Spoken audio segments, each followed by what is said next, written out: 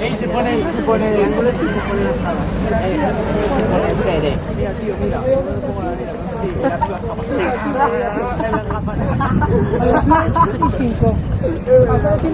Se lo pone así, tío, y de repente se le va un poco de presión. Mirando para acá. ¿Qué sale, tío?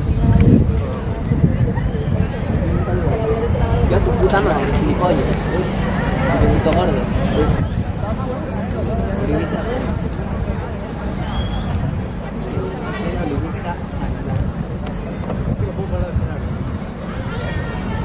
Es que hasta cuando no lo tengo hago así, tío. Bueno, tú igual te vienes, tío. Dice que me lo dices, tío. Tío, vaya ahí, tío. ¡Oh! Te juro que la acabo de lanzar así a mí, tío. La acabo de pillar, tío. La acabo de pillar.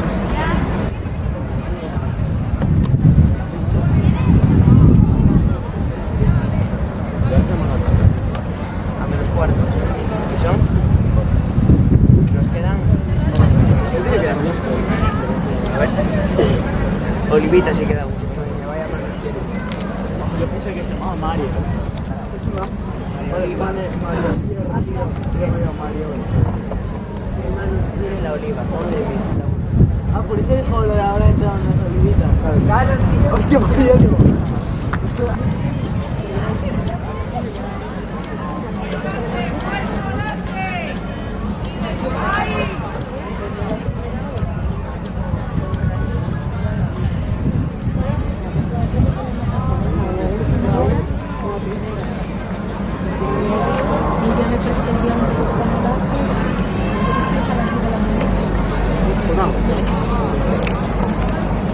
Eso, luego si por la mañana vale que sea primera hora.